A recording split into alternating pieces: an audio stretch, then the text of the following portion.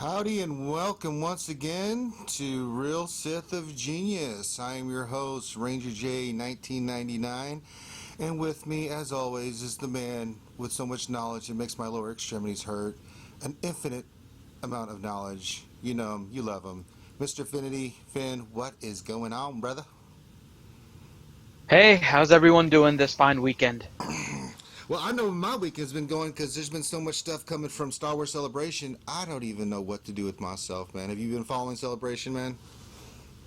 I've been trying to. I mean, there's a lot going on, and I saw the stuff about the new raid, and I'm changing kind of my farming plan for some of my characters. So Mm, definitely, I've been trying to follow it, but there's a lot to keep up on. no, you're kidding. Did you happen to see the new Rebels trailer, Thrawn? No, that You, I haven't. I saw the part about Thrawn. I haven't oh, seen the full trailer. oh my god, oh my god, oh my god, it was incredible. Rebels, man. So I watched the Rogue One panel, which I thought was really good. Introduction. I was a little disappointed that we didn't get to see a trailer yet, but that's okay. It'll come down the pipe. It was a little bit different. I did like the little video they did show of the making of it and that kind of stuff. But the Rebels, I mean, Dave Filoni is incredible. That guy just knows Star Wars and what he's able to convey to the audience. From just the scenes that I saw in and then watching the the the preview stream that they did, I mean, I was blown away. And Thrawn, for those who don't know, in the stream, he's a character that is no longer canon. He will be canon now, but he was part of the Legends. It was the Timothy Zahn Heir to the Empire novels that I read way back in the day, and they were I consider some of the, if not the best, one of the best trilogies ever for the Star Wars universe. But Thrawn was just, after Return of the Jedi, he's the one that reforms the Empire, and it was just a great read. If you've not read that, I highly encourage you to read. I'm a book junkie. I read all the Star Wars books, but I highly encourage you to go read about Thrawn, because in Rebels you'll understand, and they nailed it perfectly, because he studies his opponents, the worlds he's going to conquer, and the people he's going after. He studies their philosophy and their art, and that's how he's able to discern who they are and stuff. But we're not here to talk about Rebels. We are here to talk about, you guessed it, the continuing saga of what is Star Wars Galaxy of Heroes. Finn, I don't even know where to start, so I'm just going to hand this over to you, brother. You are the man with the plan, so by all means, lead us into salvation, my friend. All right. So I do want to start off by mentioning that there has been a lot going on with mods. My personal opinion, I don't know if you agree with me, Ranger, is that the final outcome, meaning what the mods finally became, is actually what I thought they were going to be from the beginning, and I was fairly happy with the final result. But they took probably the worst way to get there, so I think that's probably the most disappointing part of all of this. Mm, I Um, mean, so, I was a little upset because I spent a metric ton, because I had all those high level ranking mods. So I'd gotten Tebow and Qui-Gon to know their tenacity near being 100%. Then they changed everything, and then Tebow was back down to 50. I was like, really? Oh, you're going to give me a million credits back? Well, that doesn't help me at all. So I was a little frustrated with that aspect of it. I mean, I'm glad that they were able to get them um, somewhat, curtailed, but that was really frustrating. So now I'm like, all right, because me, whenever time I get a challenge put up to me, I'm like, all right, I'm just going to develop my Empire team and just go get potency mods. Screw them. Screw those hippies. Sorry, I digress. Go ahead, Finn. I'm sorry. well, I'm glad that you said that you're going to go after potency mod because it's no longer just health mod, health mod, health mod all the way down. So, um, they have done some good things with mods. Normally, our streams for discussing kind of the game things are usually on Wednesdays, but there's been so much going on with mods that we just felt like we had to do something this weekend. So we're doing kind of like a special edition stream here. Yes. Um, and I want to go through some of the changes that have happened to mods, some of which a lot of people aren't really understanding. I've done some explaining to people in the different discords in the Rebel base, but I figured we'll do it over the stream just so people have an idea. So this is a little bit more of an advanced discussion about mods, kind of what the mods are and now how you can actually work with them now that they appear to be finalized. Yeah. The first thing Mm. though, No, no, I'm just like, yeah, up here. so the first thing though is maybe a little bit more as an advanced math course a little bit too. One of the big controversial things that went on was the normalizing of the potency and the tenacity. Mm-hmm. And people logged in one day and saw their security scanners go from 40% to 10%. And they saw their entire characters, like Tebow, for example, who I'll use probably as the example just because he fits very well into kind of describing the process, Yeah, I'm pulling went them up from now. 80% potency to 21% potency. Mm-hmm. And everyone thought that it was a giant nerf. It was a slight nerf, but it really wasn't a major nerf. So I want to go through the process with you guys in terms of how you normalize numbers, what happened, what did they actually do with this, and kind of moving from that point forward. I do want to do one thing first, and that's give a shout out to Lampshade. One of the great things about the stream and having a large community like Rebel Base is that sometimes we'll have people come in and give information that maybe we knew, but we just neglected to mention. And sometimes it is important to kind of keep that in mind. And the one thing I'm referencing to is that we've been referring to EA a lot when Star Wars Galaxy of Heroes is a Capital Games game. True. And it's a smaller group. They don't have as many resources. I lived in Orlando for a while, so I know like the big size that EA has and their resources, and Capital Games doesn't have as much. So as part of the community that plays the game, it is a good idea for us to actually be helpful and try to give them ideas, along with making sure that we understand that there are limitations to what they can and can't do. So I want to thank Lampshade, and we'll kind of keep that in mind also as we go through our streams and kind of give I our don't own know, take on man. different things. Lampshade just giving him props makes me feel dirty. I don't know. I don't know if I can. Fine. Ranger I doesn't give you feel props, Affinity I does. feel unclean. You got to clean that Lampshade. Thou shalt forgive, thou lampshade. All right, so where should we go first, brother? I've got Tebow's. I'm just showing his potency right now on the screen. Where would you like me to go first? Well, you're directing today So because you tell me what you want and I will do it.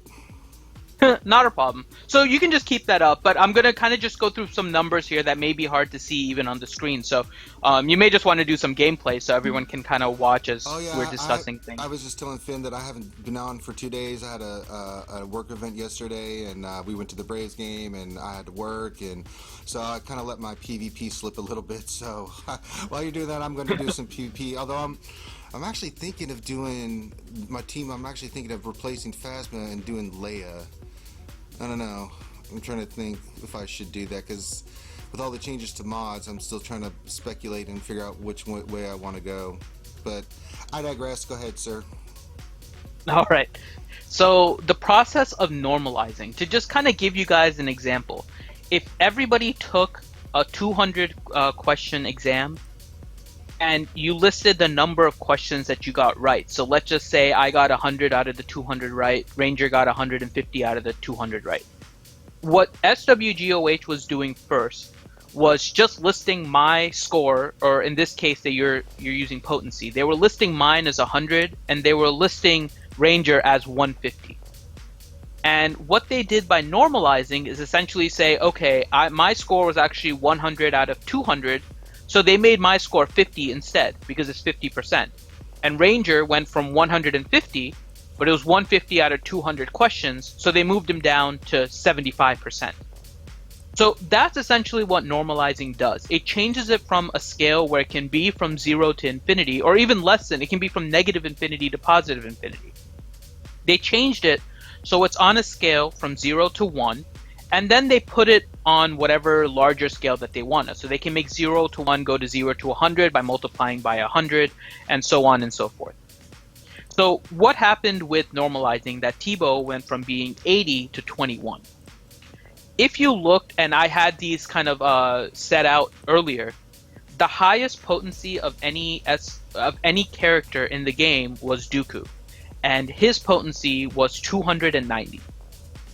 If you make your scale, just like I mentioned before with the 200 questions, if you make your range of potency from 0, which is what Sidious had, to 290, which is what Dooku had, what they did was then divide everybody's potency by 290 in order to get your normalized potency score.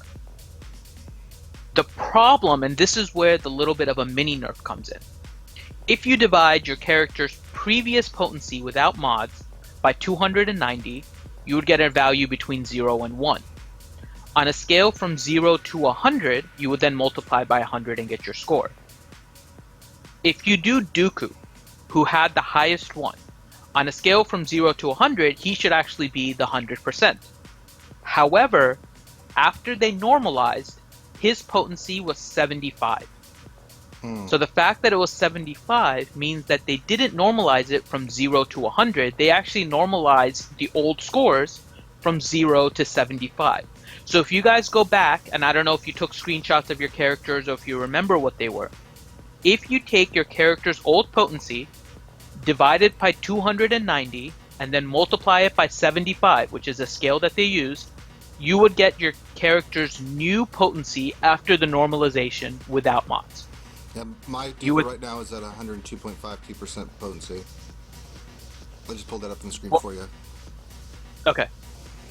So what happens then is now mods actually became even more powerful. Because before they normalized it, during that time period where mods were thought to be overpowered, they were adding the percentage on top of whatever you had, and then it became normalized. It became included in that. So Dooku went from being 290 to, let's just suppose that you added this 27.52 that you have with the mods on Dooku. If you add that onto top of that, you are now at 317.52, I think. Okay? And then if you divide that by 290 till you normalize it, your value above 100 is going to be just slight. Versus what they're doing now is they normalize the raid gear first and then add the mod changes on top of the potency. So mods actually have an even bigger impact on potency than it did before, assuming that you're going to normalize all these values. But what they did is then scale back the potency. So what this is, why I'm mentioning this is that Tebow wasn't necessarily nerfed to a large extent. If you normalized his 80% potency on a scale from 0 to 100, his potency would have been somewhere around 28 or 29. They made his potency 21. It seems like they wanted to have the other 25% accounted for by mods in some way. So the most important thing about Tebow, and I think a lot of people figured this out, is that at 80% potency, he was pretty much getting about 50-50, maybe a little bit better RNG on getting turn meter reduction on the captain in phase 1. So 80% was a good cutoff for everybody to kind of think, okay, if my character has 80% potency, he should be able to get some hits on phase 1 in order to get turn meter reduction or whatever other debuff that they were trying to get. So when you normalize that value, the number that you're looking at now isn't really clear. We haven't run a raid yet in the Mighty side. We're going to run that tomorrow. But if you just normalize the 80 value, you're looking at about 28 to 29. And if you're trying to account for that 25%, if you add 25% on top of Tebow's 21, you're looking at about 46. So it looks like now for phase 1, the potency percentage that you're looking for in order for your character to be viable is somewhere between 28 and 46. Does that make sense, Ranger?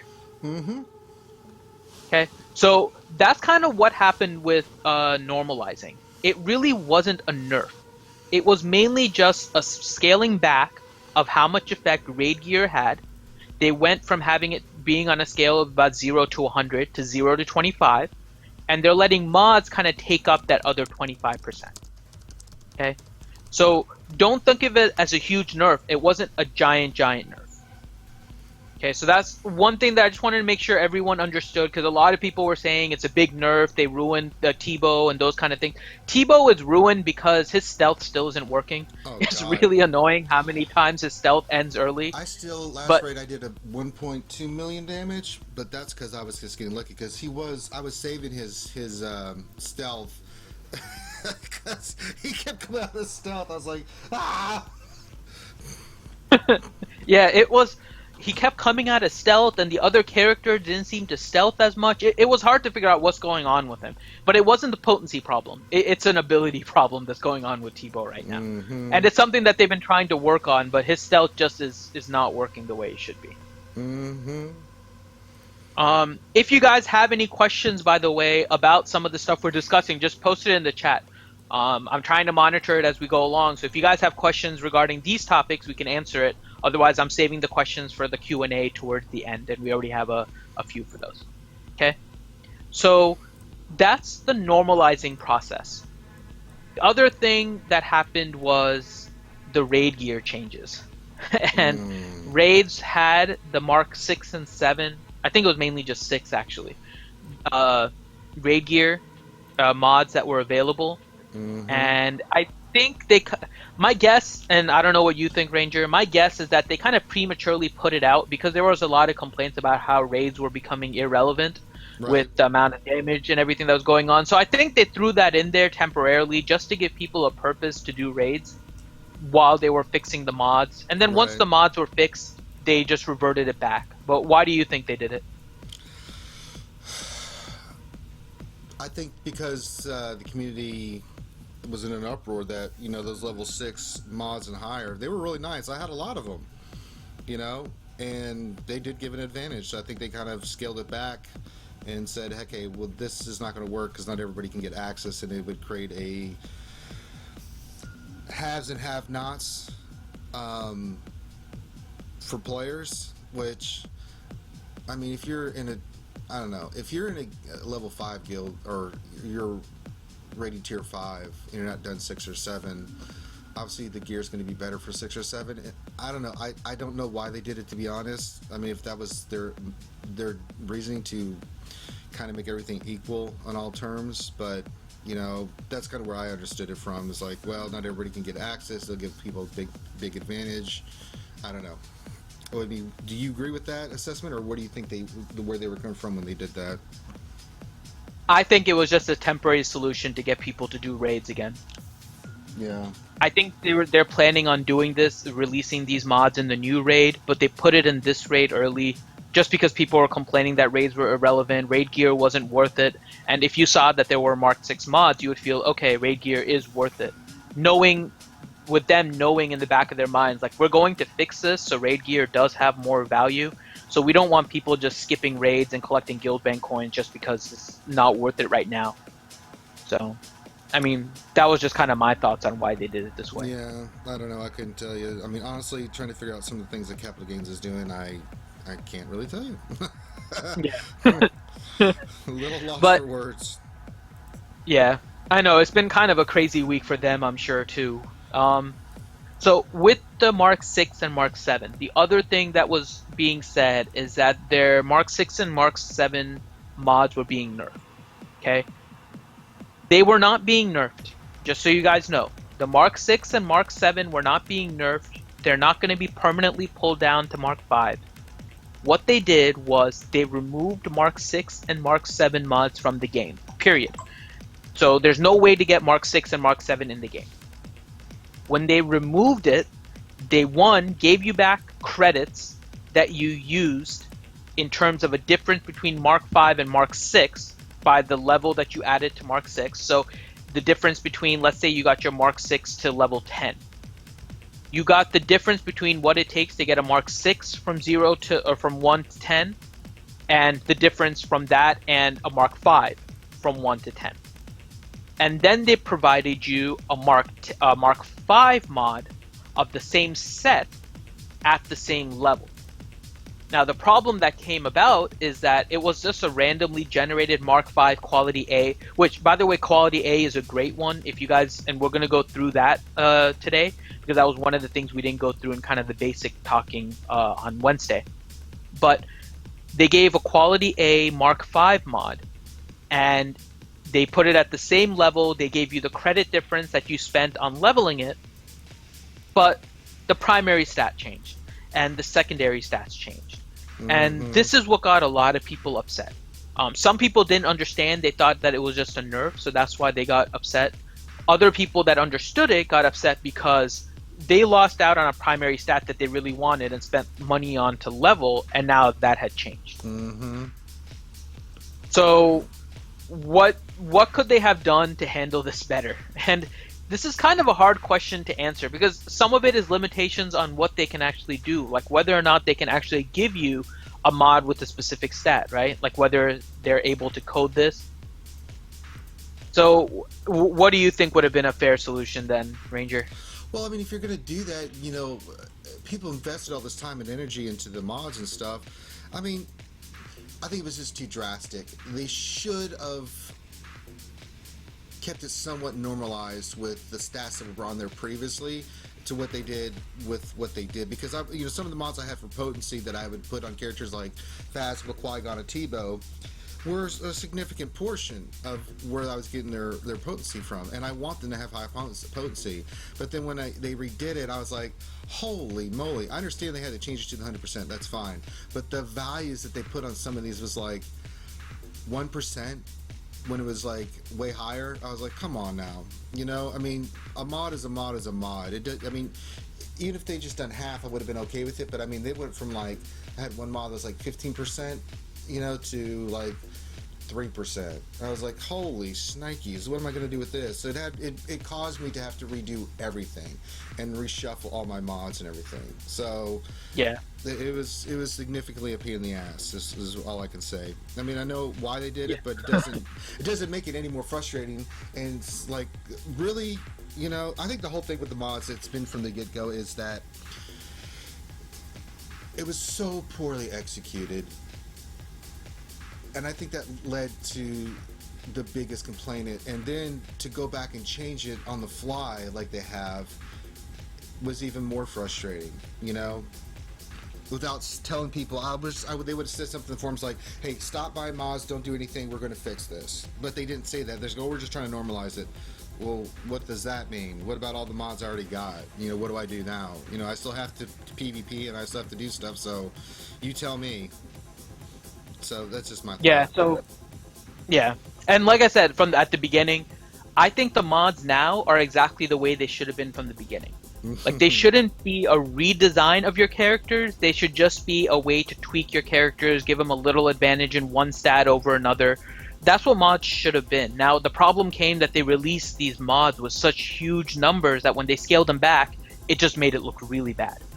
And so they, like I was saying, they took kind of the worst path to get to a good final result, and it caused a lot of dissension in the community. There's a lot of people that ended up quitting the game, and so my thoughts on what they should have done, and I don't know how difficult it is. What happened with the Mark 6, I don't know if you noticed this also. A lot of people in PvP that had the Mark 6 mods equipped, they were actually unequipped, and they were left with characters that didn't have mods on for however long it took them until they logged in. My suggestion would have been right off the bat to de-equip all mods, send them back to level 1, give everybody back the credits that they spent on leveling, and let them level up the mods again the way they wanted, because in reality the whole mod system changed. Like, you're no longer stacking health in order to get this ridiculous advantage. You're adding health in order to get a slight advantage and take an extra hit, not to take a whole slew of hits from Rey. So I wish they had just set everything back to level 1, given people back the credits that they spent on the mods, because they're going to spend it on the mods again. They just might not spend it in the same way that they did. Yeah. And then let them go from there. I agree. What a nightmare. Now, anything more on that specific route that you want to talk about, or did you want to go into the next point about the mods? I know you wanted to compare and contrast some of these, or what do you want to do? Yeah. If y'all Yeah, don't know, so those were kind of the changes. when it comes to numbers and stuff and talking about this, I have a good working knowledge, but some people are just better at stuff than you are, and I'm letting Finn rock and roll with this stuff today, so that's why he's doing a lot of the talking. So where do you want to go to next, brother? I'm just doing a PvP match. All right. So now we'll kind of go into the more advanced discussion about mods. That was kind of just an update on everybody as to the changes that happened with the mods since the last time we did the stream. Now let's go a little bit into an advanced discussion about the mods. Okay. So last time we discussed kind of what the different stats meant, what the quality was, what did the different marks represent, and those kind of things. Now, one of the things you have to realize is that you can get a Mark II or a Mark 1 even, that's quality E, and a Mark 2 that's quality D. During the past week, they replaced your Mark 6 with a Mark 5 quality A. Mm-hmm. And I think that's actually a really good substitute. But why is it a good substitute? Why is it the fact that it's a quality A? Why does it matter? I mentioned that when you get your mods up to level 15, they will all be quality A anyways. Mm-hmm. And quality A just means that there's 4 secondary stats on it. Right? So why does it matter that you had a level 1 quality A versus a level 15 quality A? I know. Go ahead, Ranger. Because you start off with all 4 of those stats already, so you already have an idea of what you're going to be getting. Because when you start leveling, you have any idea what's going to pop on those as you're leveling them. So you can start off like. So that's one. Well, that's the only one I could think of. So there's another one that actually makes it even better. So the fact that you know what the secondary stats are is a great advantage. So you don't have to spend money on leveling them early. The other thing. And I don't have the. Hold on. Are you looking at my screen? It was 10 and 15% max set bonus before. Now I'm seeing it's 2.5 and 5. They scaled all of them back. Oh, I didn't see that before. Oh. Yeah. Oh, well. They scaled everything back, and actually, later on, we're going to be kind of discussing, and to go back to what I mentioned about Lampshade earlier, the fact that Capital Games is a little bit of a smaller thing. We don't want to always be here with problems and complaints. We want to also try and give them solutions and what we think would help the game best. Oh, absolutely. During the past week, we actually came up with a list of mod bonus changes, because when you stack 3 15% bonuses, you're going to get ridiculous amounts of bonus, right? Mm-hmm. So we had actually created a list of mod bonus changes, and that was actually the exact change that we had. The only difference was we had 3% instead of 5%. So it looks like what we thought mods were going to be is pretty much on track with what they made the changes to be. So I was actually happy to see that. Mm-hmm. But so they changed it now. So then rather than each mod set being 15%, each one is 5%. So you get 15 bonus at the end. Okay. But so going back to now quality A at a level 1 versus a quality A at level 15. At level 1, right, you can see your secondary stats. So you can see whether or not it's something that's worth boosting. Yeah, I'm doing a comparison right now. Okay. So there's also another big bonus to it. If you have a level 1 quality A, you have all 4 of your secondary stats. Now, I didn't make note of the exact numbers, but I'll guess here a little bit. That you get a secondary stat bonus while leveling at level 3, 6, 9, and 12. At level 3, you get your first secondary stat boosted. You want at me to level do one? 6. Sure, if you can afford it. I'll upgrade. Okay. I'll do one upgrade. So we can watch Ranger here. Here we go. I could probably do another one. Let me do one more.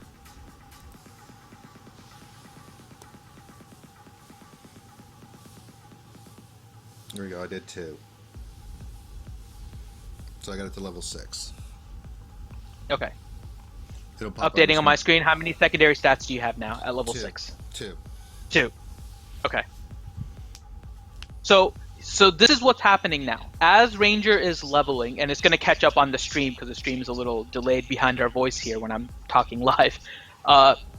As you're leveling, the secondary stats keep on adding. What happens now, if you have a quality A and you already have stats, those stats actually get boosted. It's not like because you have the stat, they're not going to add another stat. They actually boost your existing secondary stat as you level. Mm-hmm. So that is the benefit of a quality A over a quality E that you level up to quality A. Yeah. So you get a bunch of extra secondary stats. So It's like a aiming for bonus. quality A is what you want to do. Yes. I hope that makes sense to everybody.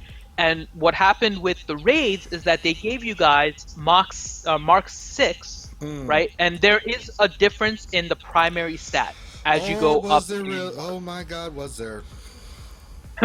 So your primary stat gets a bonus as you go up, right? And I think with the health, it goes up 0.5% per mark. So you went from, I think, a 2.5 for a Mark 5 to a 3% at a Mark 6. Mm-hmm. They gave you a Mark 5 instead, but they gave you a quality A, and I think you would usually got like quality D or E, or D or C when you did your raids. So instead of getting a little bit higher primary stat and getting 3 bonus stats or 3 secondary stats, they actually gave you a little less primary. They gave you 4 different secondary stats. Oh, I think I'm echoing from your end, Ranger. You are? How? I have no idea. They're saying I'm echoing. My YouTube is muted, so it shouldn't be from my end. I don't know how. You weren't echoing before, so how the hell are you echoing now? I have no idea. I think I was echoing last stream too. We'll work on that. Yeah, just I'm do it sorry like if that, you sorry. guys are you're We're getting not the echo. technical geniuses. We don't know what we're doing. We Don't use do a technology well. toothbrush or use deodorant. We have bad smiles. I'm sorry, I was going on a tangent there. Continue, sir. So that's what's happening with the changes. So they gave you less primary stat, but they gave you an additional, for a lot of people, depending where you finish on your raid, they gave you an additional 2 or 3 secondary stats.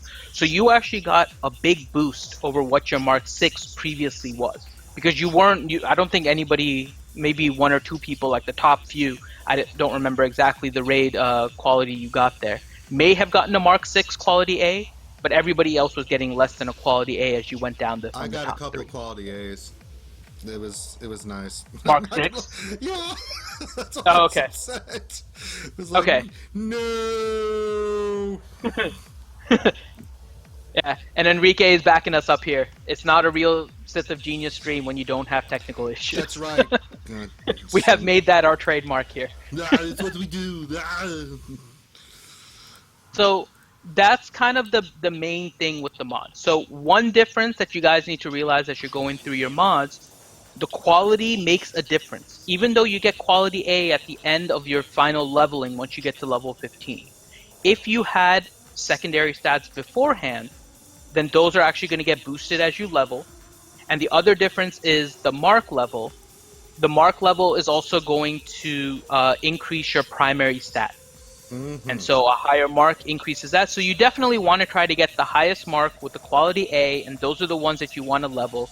But a lot of times those aren't easy to get, especially right now since they're impossible to get Mark 6. So you're aiming for Mark 5 quality A, and who knows how many times you'll have to run the challenges in order to get to that.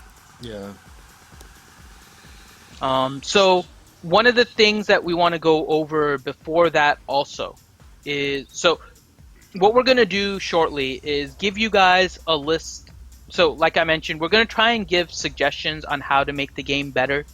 Not necessarily just with mods. A lot of the mods were changed and those kind of things have been settled.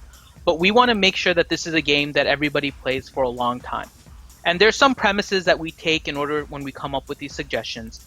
But before that, with regards to mods, one of the things that changed also was the cost to level and the cost to re-equip the mods. The cost to level increased. The problem is that the credits that we get in game doesn't really keep up. So we'll go over that as one of the suggestions on where we can make changes. Right. The other area is the re-equip cost. I think by increasing the cost in order to re-equip an item, they really hindered the benefits of Mark 1 and Mark 2.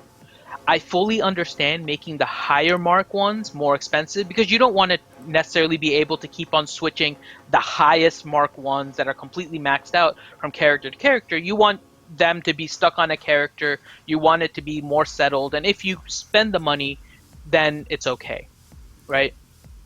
So I think that's the thought process that I would take with this. I would recommend that you switch the prices a little bit. You reduce it at the lower marks and increase it at the higher marks in order to kind of do this. So my suggestion on prices would be that the Mark 1, in order to re-equip, go back to being 400. You can bring down Mark 2 a little bit to 750. Mark 3 would be 1800.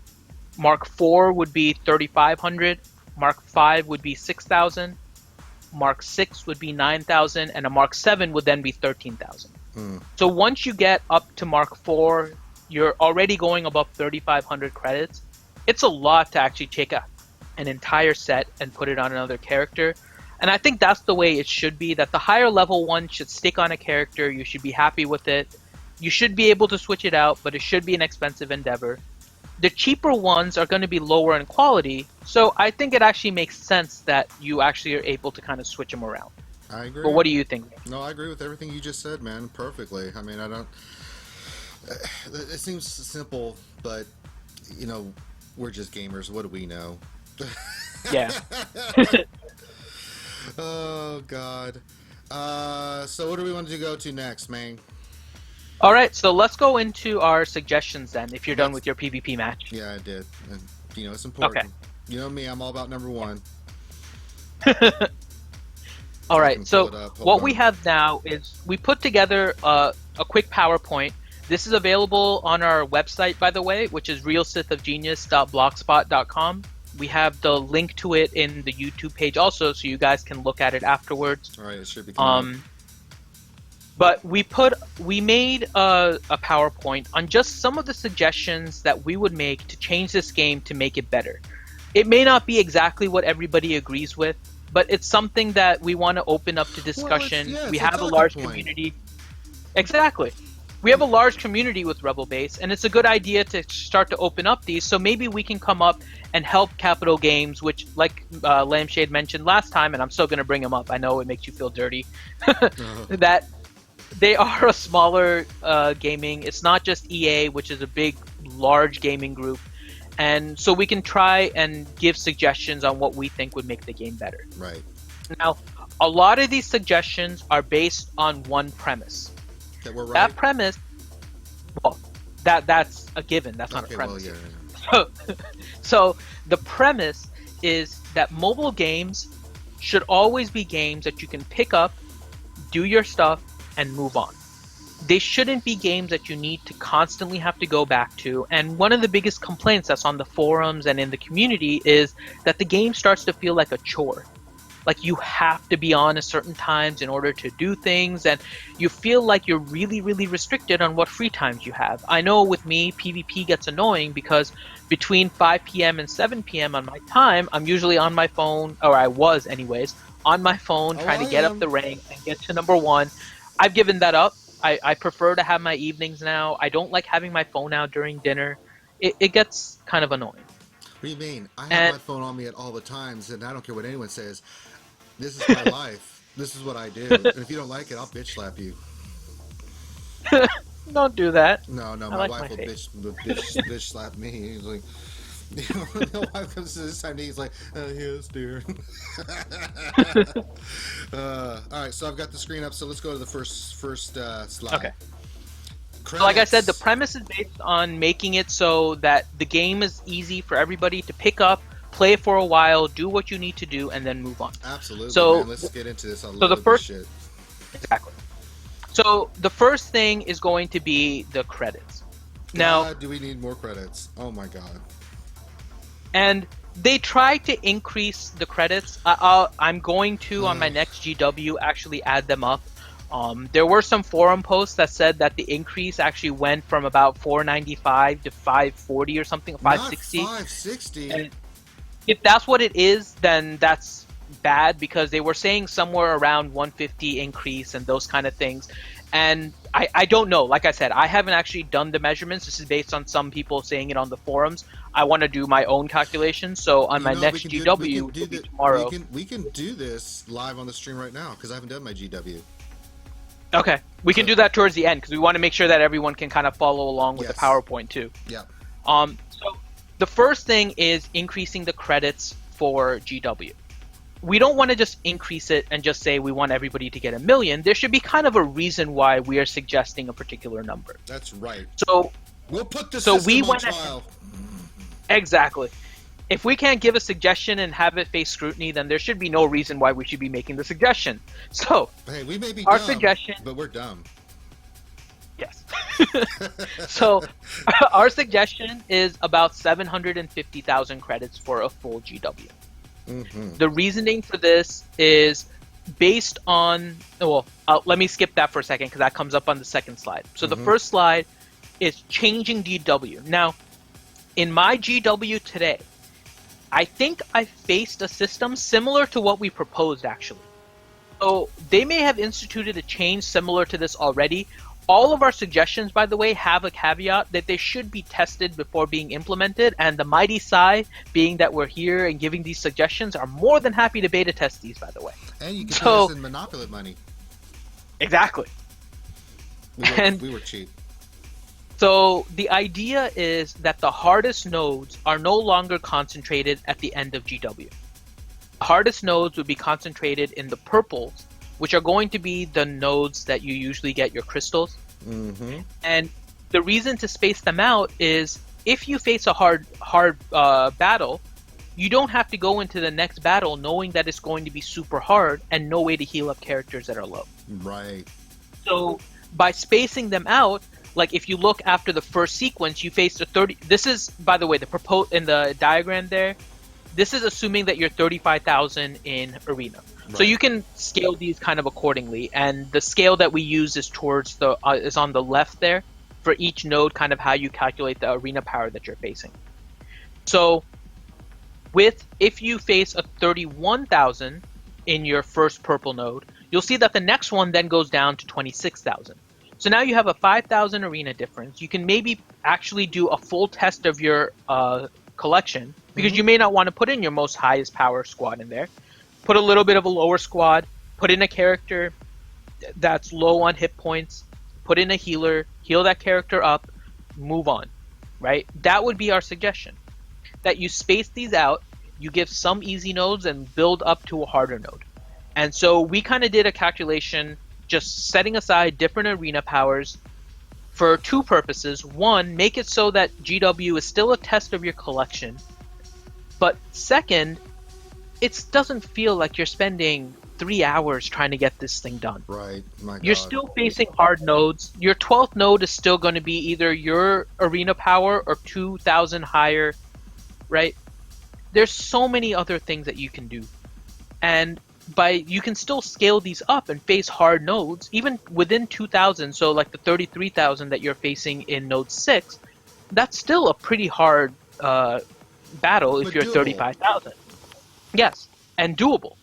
That's the main thing. We want it to be doable, not really easy, but still at a point where everyone can kind of get through it in a relaxed way. Right, in a decent amount of time. You know, you're not sitting here for 3 hours going, well, I tried all my other teams. What do I do now? Exactly. So this was our first suggestion as for Galactic War changes. And you'll see that the slides have a 1. That means there's a 2. So we mentioned that the credits so we mentioned that the was 750,000 that we suggested, right? And we came up with that number from a specific way.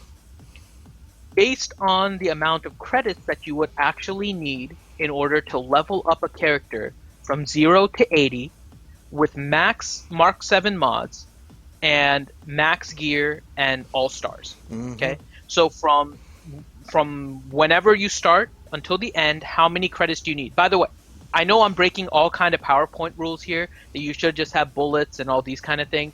This is for you guys mainly to read afterwards. We're talking about it on the stream, so it doesn't need to be there.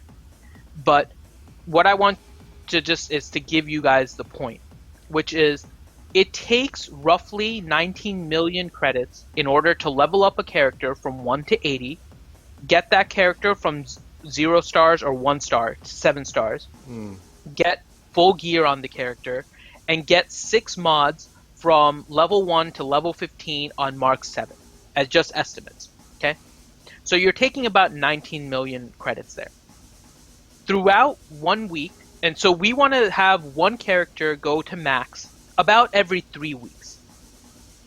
If you look at every week, you'll be able to do the Bounty Hunter Challenge about 3 times, which gives you about 1 million credits. Right. And so over 3 weeks, that's going to be 3 million. So then instead of looking at 19 million, we're looking at about 16 million unaccounted for credits. So if you divide that over 3 weeks and 7 days, you're looking at about 750,000 credits. Now, one of the things that's come up is that there's the credit heist. Now, the credit heist isn't constant. So Right. it is kind of hard to figure out how to put this into the plan. There are some other little expenditures that will always come up, which will be remodding characters and doing those kind of things.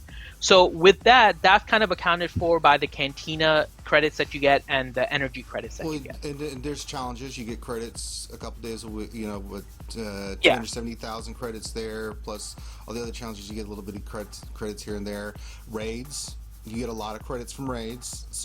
And so that's the one thing though. Raids and credit heist are not things that everybody does. Right.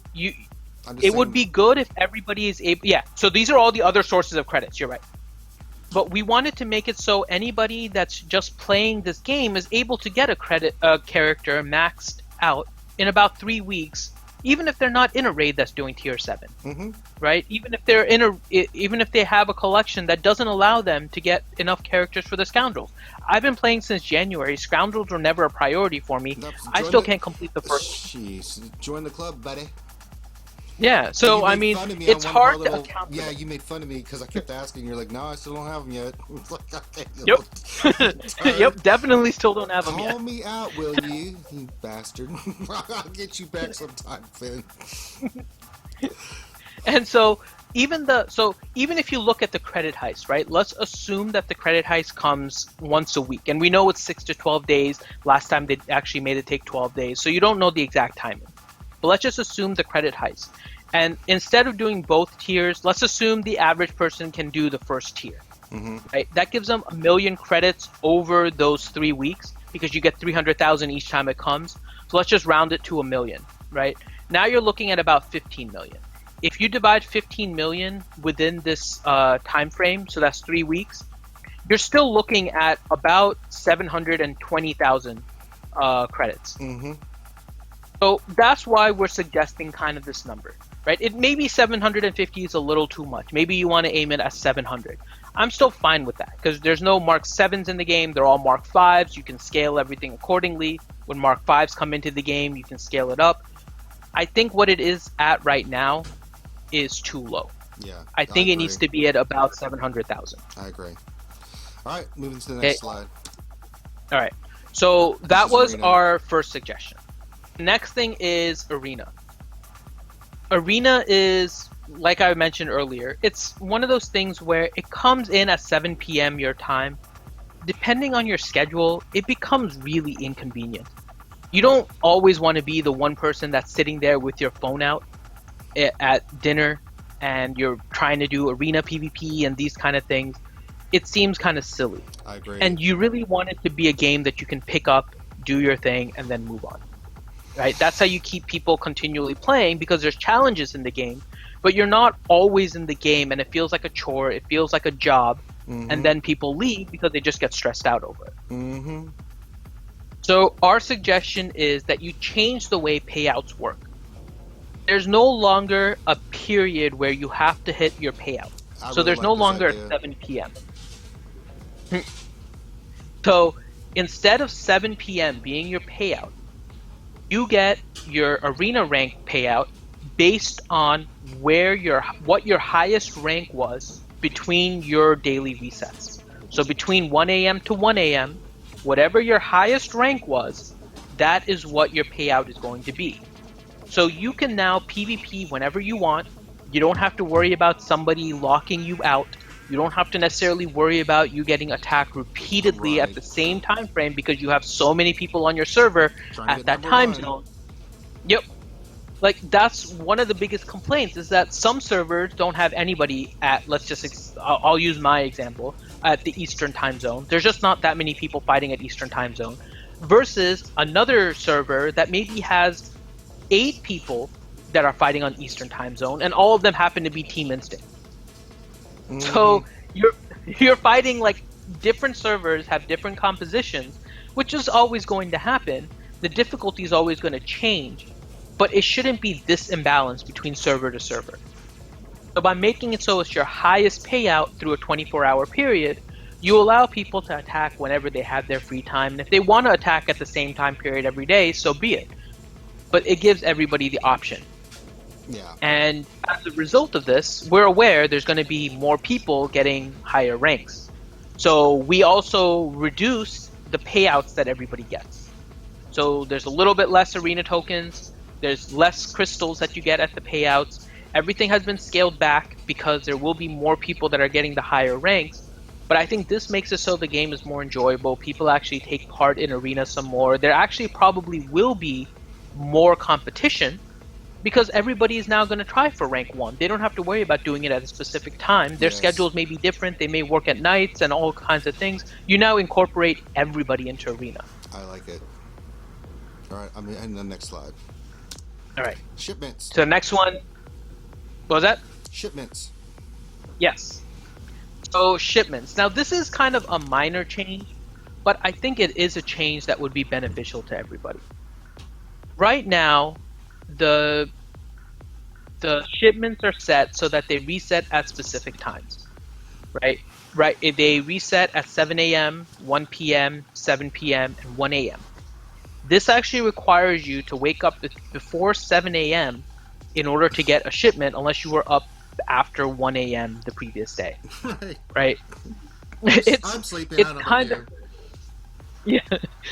I'm usually sleeping before 1, and I kind of naturally wake up before 7, so I haven't had a problem. But I sometimes do want to sleep in. But I don't want to have to wake up at 5 a.m. and decide, do I want to go back to sleep immediately, or do I want to log into the game, get my shipments, and then go back to sleep? And right now, there's actually a lot of people that have stored up Cantina shipments and Galactic War tokens and Arena tokens just because they don't have characters that they really wanted to farm. So what I think they should do is kind of a system similar to what they have with the Bronzium data cards. Bronzium data cards, you get 5 free a day. Each one has a 20-minute cooldown. And then you can just keep on refreshing whenever you want throughout the day, right? I think shipments should be exactly the same. At 1 a.m., all your shipments reset, and every shipment gets 3 free resets with a 20-minute or a 30-minute or even an hour cooldown. Right. So then you can go in whenever you log in next time and refresh your shipment. You then hit the cooldown, and you have to log back in at a different time of your choosing in order to get your next shipment. And you will still allow people to do the crystal refresh, just the same way like with the Bronziums, where you can spend 250 ally tokens in order to get another Bronzium card, or you can wait 20 minutes in order to get the free one, right? So I think giving a little bit more flexibility with the timing of the shipments, I think would make a difference. Now, this isn't a huge thing. This just kind of adds on, it kind of piles on to the fact that the game feels like a chore. You have to get on a certain time, right? And you want to make it so everybody, especially since lately, and I don't know if this will get people back, right? But there are people that are finding this game really hard to deal with their schedule. And by doing this, you allow for flexibility in scheduling, and you're still not really providing much more than you would normally, right? You're still getting the same number of shipments, but now you're letting them dictate the time, and this allows them to want to play more. And it's all about time management. That's Yeah. the key thing. So, all right, shipments covered. Moving on to the next one, mod farming. Yep.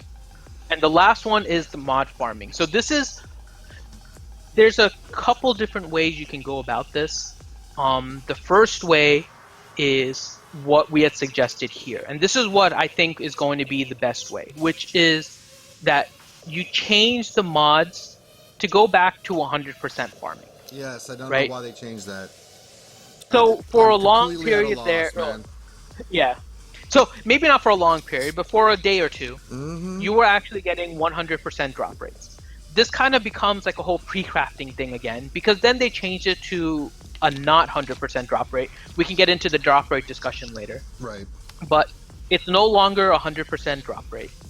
And you still get the same amount of Cantina energy. Both of those things together are going to make this really hard on players and going to get players annoyed very quickly. You are now asking them to you've already yes. They're already being asked to decide between characters and mods. Yeah, that one to me, I was baffled from the beginning because we talked about this before. Like, why are they not coming up with a separate energy for this? You know, if you want to keep it the same region as the Cantina and call it something else, say mod energy, great. I don't have a problem with that. But when you force, I mean, to get the mods in the mod challenges, you have to get characters to go get those mods. So before you can get the mods, you have to go farm the characters, which a lot of them are in Cantina, to go get the mods. But then to face the mod challenges, I've learned from doing them that you have to have mods. It's a ridiculous system. I mean, so let's talk about our solution for this, because the one we have now it's poo. It's straight poo. So like we were saying, like there's two ways to go about it.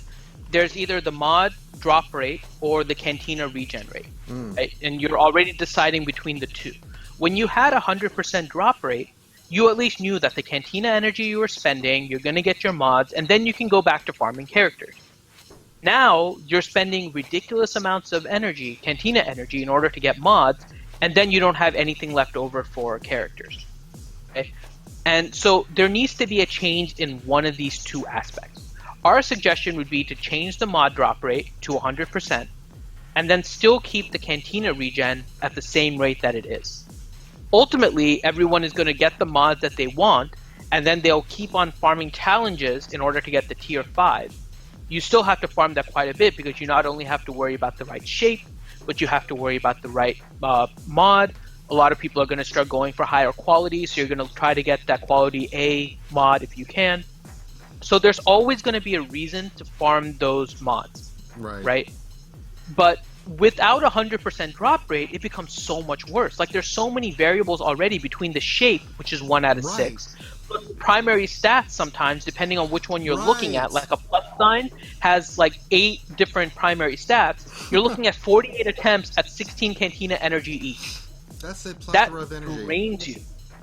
And then if you add the fact that the drop rate's only 1 in 3, you've now made it 144 attempts in order to get the piece that you want at 16 Cantina energy each. Right. That's so ridiculous. This is why our suggestion is 100% drop rate, keep the Cantina energy regen the same, let players decide whether or not they want to farm mods, whether or not they want to farm characters. If they're farming mods, they know that they're looking for certain things and moving on, right? But the other suggestion would be kind of the opposite. Keep the mod rate drop rate low, but double the Cantina energy rate to the same as what energy is now. So now, rather than somebody having to really decide mods versus characters, they can now split them apart, similarly to the way that we do with energy. Like we have limits on the hard nodes to 3 attempts per hard node, but it becomes the same concept. You do a few runs of mods, and then you go back to your Cantina, and your Cantina battles and get your characters. Right. You have to balance out one of the two. Both of them coexisting is going to really make players frustrated with the way Cantina energy works. And right now, a lot of the players, while mods are now at a place that I think are really awesome, it went a really bad way to get there. And a lot of players are still on the fence about whether or not they still want to play or don't want to play. And I think all these changes will actually make the game more enjoyable for everybody. It'll make it more balanced, and I think everybody will enjoy it more. I agree. Ooh. So that was our way of trying to help out and not just keep on bringing up complaints. So those are our suggestions about the mod system, about different aspects of the game, right? And so as we move through the weeks, if you guys have suggestions on your own, please let us know and we can bring them up. We would love to make a big Rebel base, or whoever, all our viewers, get them into like one big group, come up with a list of suggestions, pitch them to Capital Games. Hopefully there's somebody listening. And then maybe we can actually get some changes here to make this game even better, because I really like this game. Me too. But I'll admit, over the past week, there were probably about 2 to 3 times that I was really close to stopping just because of the way everything was being handled and the frustration. But I decided to hold out for the weekend at least, see what kind of changes were made. I was really happy with the final changes. And so I'm back into this game full force, but I know that there's still changes that need to be made. Yeah. Absolutely. All right. So, what are they saying in chat there, Finn? Anything? All right. So I've been collecting questions. Ranger will go through some gameplay. We'll answer some questions and then bring the stream to a close here. Well, So you want to do the Galactic War and see how it works out with the credits? I did the first one. I think it was 7,500. it's probably going to take too long for 12 credits for 12 nodes. Hey, no, I'm okay. You can start it, but I'm pretty sure it's probably going to take too long. But we'll start with the questions though. Okay. So Enrique Obviously, asks, PvP. should I farm Stormtrooper Han or farm the new Jawa? So in Arena, there's the new Jawa, which is the Jawa Scavenger. In the Arena, it's actually Chief Nebbit. Right. So it's Chief Nebbit in Arena. Jawa Yep. Scavenger is now in Cantina shipments. And he's asking whether or not he should farm Stormtrooper Han or Jawa. I'll let you take first crack at it, Ranger. My thing would be Stormtrooper Han. You're going to need a Rebel team not only for the event, but you're also going to need it for mod challenge. And he can be used in PvP. I see Stormtrooper Han now. You see one team I'm looking at right now uses him. I run into him a lot. He's a pretty versatile player. Once you get him geared and get him modded, he's pretty good. So my suggestion would be Stormtrooper Han, just for the fact that you're going to use him in multiple areas. He's a tank. Tanks are always good to have, and he works really well with a Rebel team, especially if you have an Obi-Wan lead or Akbar lead. He gets the speed boost. He can taunt right away. He's a pain in the ass in PvP, so that's my suggestion. And I actually completely agree with Ranger. So I would also go Stormtrooper Han, but just to kind of give a little bit of a different viewpoint here, I'm not going to play Devil's Advocate. I'm not going to go for Chief Nebbit. That's right. I'm not a big fan of his character kit, but just as another reason why. A lot of people are farming Jawa because of the new raid, and because it's going to be kind of droid tank. Chief Nebbit really doesn't have too much in terms of anti-droid. So as a reason, if your reason for farming the new Jawa is because of the new raid, I'll tell you that I have a new plan. This is the plan that I'm going with, and it's up to you guys whether or not you want to follow the same. But Chief Nebbit really doesn't have too much of anti-droid ability. There is the Jawa mod challenge, but in all honesty, I'm not worried about the mod challenges. It's going to take you away from your general character farming. Like if you look at mod farming and you just focus on Jawa, what about Empire? What about Scoundrels? What about First Order? Like you can't just focus on one of those. Just go with your characters, let things fall where they do. But with anti-droid, the team that I am farming now, and I can't believe I'm saying one of these characters, but the team that I'm farming is Dachka, lead, Jawa, Ugnaught, Imagun D, and Jawa Scavenger. And Jawa Scavenger is a new one that's in Cantina shipments. So that's the group that I'm farming kind of in preparation of the new raid. But I don't really see any major purpose to Chief Nebbit except for maybe the Jawa challenge, but I'm not really focusing on the challenges too much because it kind of detours you out of your character path a lot. Mm-hmm. And Stormtrooper Han's actually a great character to have in your collection. Yeah, because you got the Empire event with him. You got the mod challenges you're going to need him for. This is a versatile character. I just like him more. Java's going to be something, in my opinion, you're going to farm at the end. Yeah. You know, I mean, my focus right now. As soon as I finish this PvP match, I'll show you what my priorities have been with my farm. Because people ask me that a lot. What are you farming? It's like, okay, now come on, stupid game. Show me I won. Thank you. Enrique, yes. I can't believe I said that I'm farming Ugnaught, but I did. Yeah. Ugnaught is one of the characters that I'm farming now. Well, we've disowned Infinity. Everyone say goodbye. We don't want to talk to him anymore. All right, so for characters I've been farming on, besides gearing, you can kind of see mods. These first 9 characters you see up here all have mods. I've modded the hell out of them and then farmed them. But my priority right now is Anakin, and I'm 2 shards away from him being 7 stars. And then I'm going to do for the Jedi challenge. You really need him for that. I tried different Jedi leads, but they were poo. So he's the priority for me right now. And I really like the way they reworked him. He hits hard. You saw him in that last PvP challenge. I continually kept him and Yoda stunned, because if you don't, god dang does he hit hard. I mean, he hits really hard.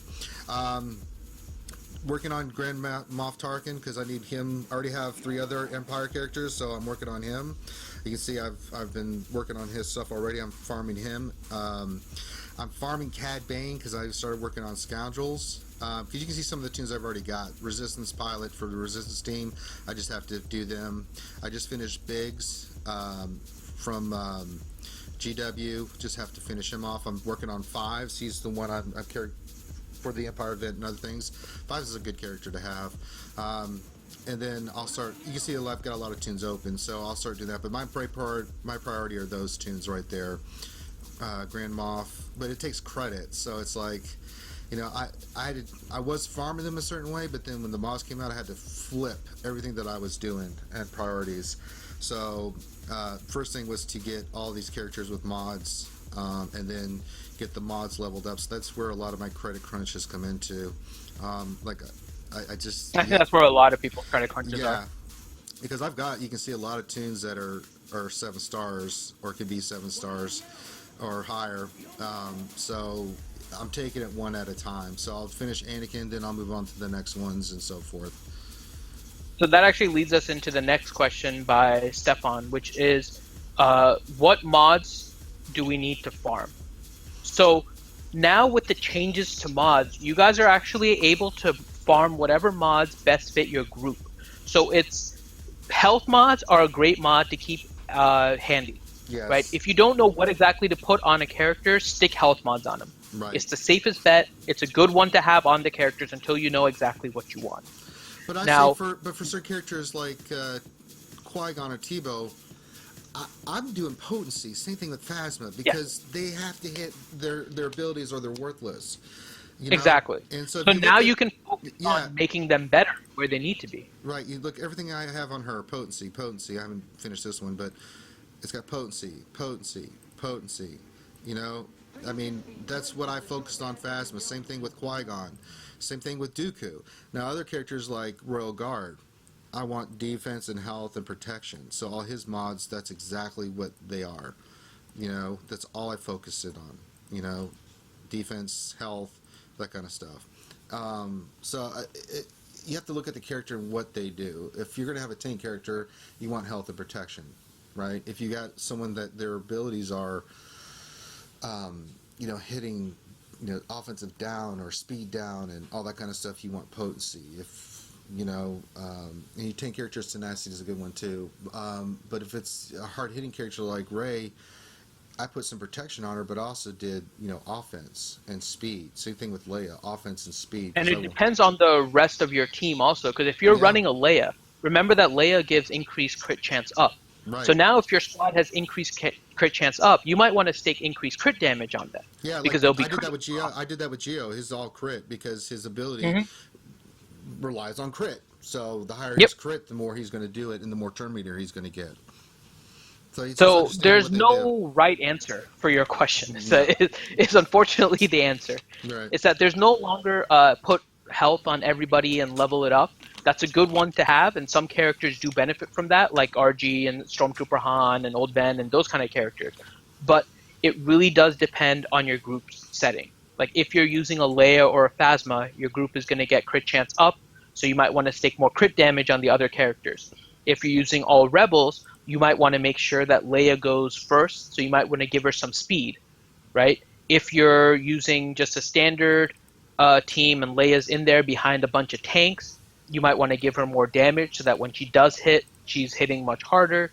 So unfortunately now with the changes, which is what mods were supposed to be from to begin with, there's no one set of mods that you should put on each character. It really depends on your overall group composition. I agree. So to going what with Enrique's next question was what mods to put on Ayla, who should he put mods on, Ayla or Lando? It obviously depends on which character you're using more, and also Yeah. which character you feel like, or depending on what mods you have for those characters. Right. But To I go can tell back you, again, Lando, you want Lando crit. benefits from crit. Yeah. Yep. Ayla would be is And that she's a tanky character. You know, you want her to have, you know, plus she does when she hits, she can do. I can't remember everything she does, but probably want a little potency on there. But health and protection, you know, because yep, you want her to get hit. she can She stun. counters. Yeah, She she can do stuns. counterattack. So damage, just load her up with damage. Every time she counters, she's gonna hurt somebody. Mm-hmm. So it all depends kind of on your group makeup. They all have abilities that work with each other. So like we said, Leia gives crit chance up. Phasma can give advantage to everybody. Yoda can give foresight to everybody. So maybe you don't need as much tenacity on a group like that, right? RG, you may not want him to get stunned as much depending on who you're facing. So you might stake tenacity on him just to make sure he can still stun for you, or you can stake potency on him in order to make sure he does stun. Same thing with Daka. It all depends on your group setup, and so you would want to work kind of individually, see what your strengths are, see what your weaknesses are. Are your weaknesses really something you need to counter, or do you just want to enhance your strength? We have a couple of questions now regarding the new stuff, which is about the raids. So Droid Lord Griff asks, do you think that R2-D2 will be raid rewards similar to Han Solo? And Wow, do what a you great think question. R2-D2 will have droid and rebel synergies, or just one, and if so, which one? I think he's going to have Rebel and Droid synergies. Because some tunes have those different synergies, but I mean he will be both droid and or rebel. I would be shocked if they only went rebel with him, being that he is a droid. So the screenshot that they had of R2-D2 showed him as only droid. He Right. was a light side droid support. So he See, had no rebel. see, I don't like that. I mean, he's a rebel for God's sakes. He's part of the rebel line. Without R2, Yeah. nothing happens. I don't know. Just so you know, like he right as of the screenshot that they had, he was only listed as droid. Now I think he should have the rebel tag.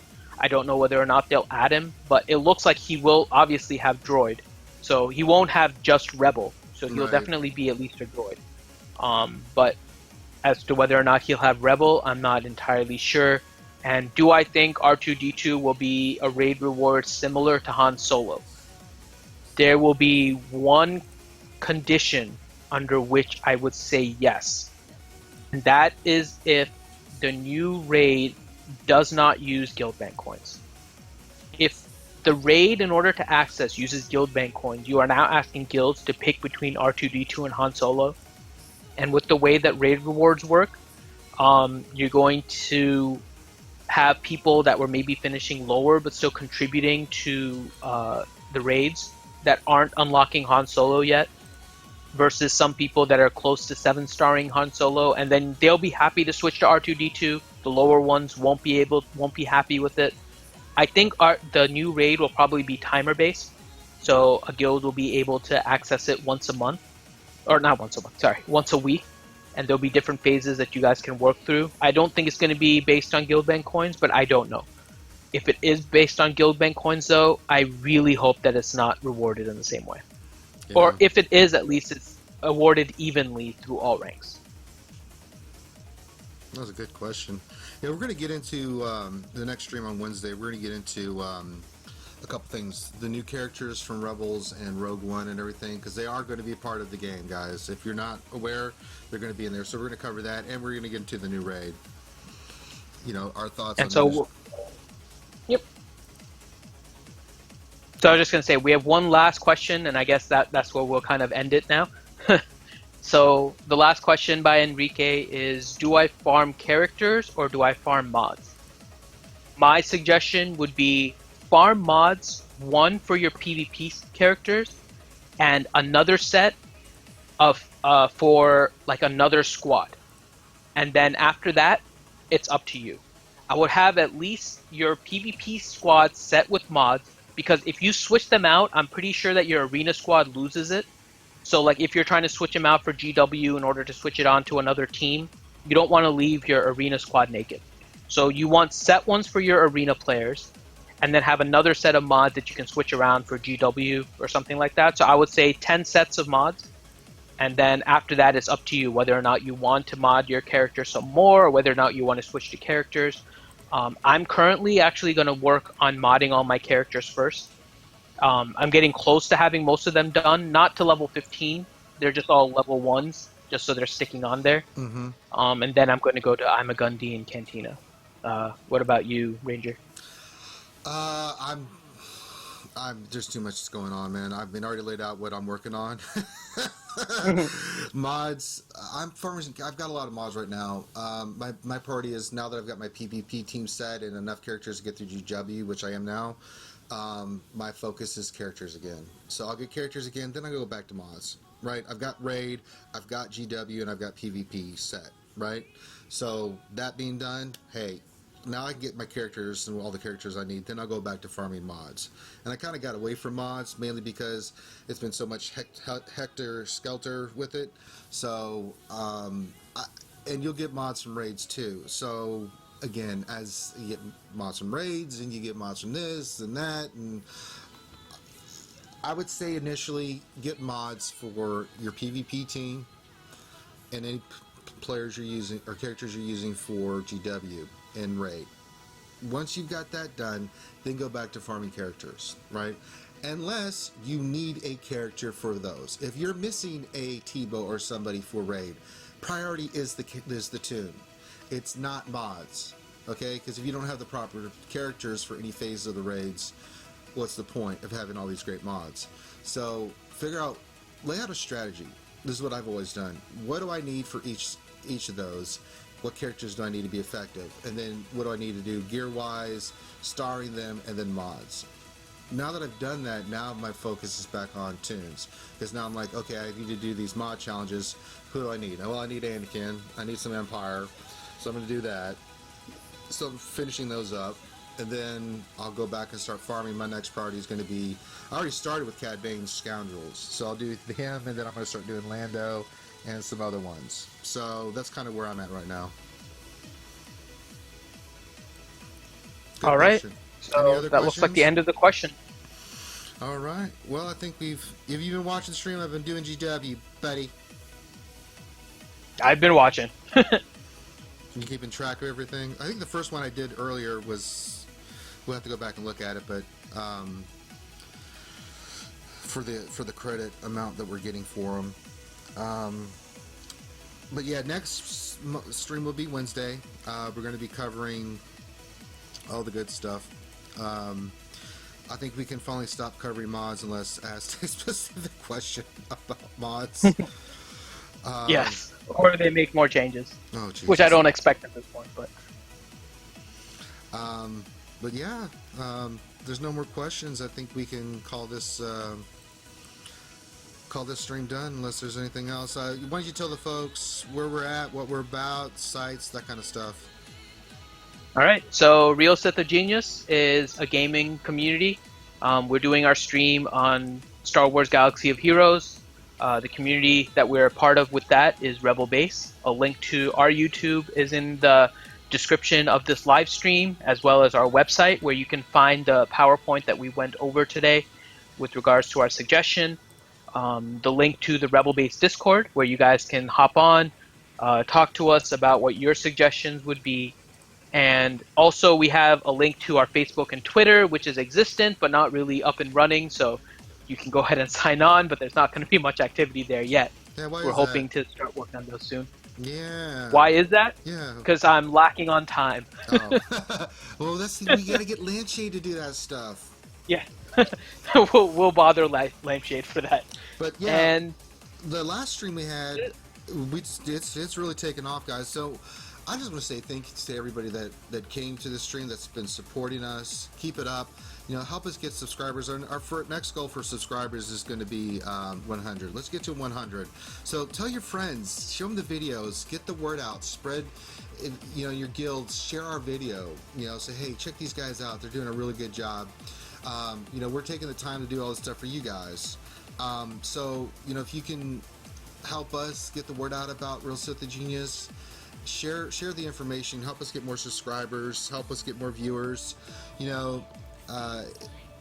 It just helps us all. We really want to get this community together, and we're going to be the source of information. Me and Finn spend hours of extra time working on this. We don't take anything for it. We just do it for you guys, mainly because we love the game, and we want to make sure that we have information out there for you guys, so you guys can enjoy the experience better, get some information about tunes, leveling, all that kind of stuff. So again, thank you.